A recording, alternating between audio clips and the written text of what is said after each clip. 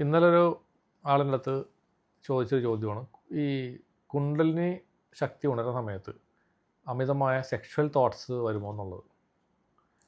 അപ്പോൾ അത് ഉത്തരം ഞാൻ കൊടുത്തു, ശരിയാണ്, കറക്റ്റാണ്.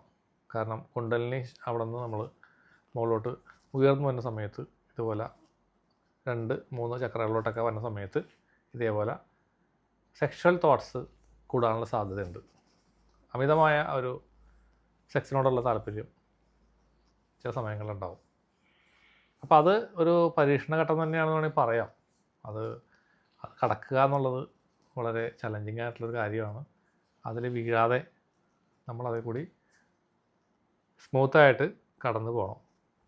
കാരണം അതുമേലെ നമ്മൾ ആസക്തി വന്നു കഴിഞ്ഞാൽ നിങ്ങളുടെ ആ ഒരു പുരോഗതി അവിടെ സ്റ്റോപ്പാവും.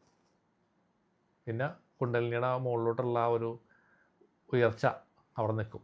നിങ്ങൾ അതിൽ തന്നെ കൂടുതൽ താല്പര്യം കാണിച്ചിട്ട് അല്ലെങ്കിൽ അതിനകത്തേക്ക് കൂടുതലായിട്ട് അഡിക്ഷൻ വന്നിട്ട് അതുമ്പോൾ തന്നെ ഹാങ് ആയിട്ട് കിടക്കും. അപ്പോൾ നമുക്ക് കാണാൻ പറ്റും പല ആളുകളും ഈ ആത്മീയ ജീവിതത്തിലേക്ക് വന്നിട്ട് ഇതേപോലെ ആ ഒരു മേഖലയിലോട്ട് അഡിക്ഷനായിട്ട് പോയിട്ടുള്ള പല ആൾക്കാരെ നമ്മൾ ഓർമ്മയുണ്ടാവും. പല ആൾക്കാരും ഉണ്ട് അങ്ങനത്തെ ആൾക്കാർ. അവിടെ സംഭവിക്കുന്നതാണ്. അത് നിങ്ങൾ അടിമായി പോവാതെ ശ്രദ്ധിക്കുക.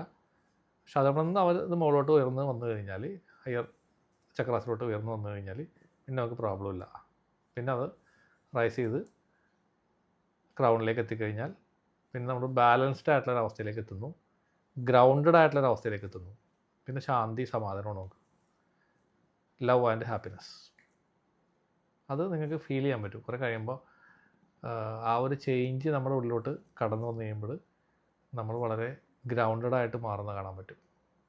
പിന്നെ ഇതേപോലത്തെ ചാബല്യങ്ങൾ നമുക്ക് ഉണ്ടാവില്ല. അപ്പോൾ ഇത് എല്ലാവരും മനസ്സിലാക്കിയിരിക്കുക. അത്തരം ഒരു അവേക്കണിങ് വരുന്ന സമയത്ത് ഇതുപോലുള്ള തോന്നലുകൾ നിങ്ങളുടെ ഉള്ളിൽ വന്നിട്ടുണ്ടെങ്കിൽ അത് സ്വാഭാവികം മാത്രമാണ്. അപ്പോൾ അതുകൊണ്ടാണ് പഴയ ആൾ പറയുന്നത് ഈ ഇതൊക്കെ പ്രാക്ടീസ് ചെയ്യുന്ന ആൾക്കാർ ഗുരുവിൻ്റെ ഒരു സഹായം വേണം, അല്ലെങ്കിൽ ഗൈഡൻസ് എടുക്കണം എന്ന് പറയുന്നത് ഇതുകൊണ്ടാണ്.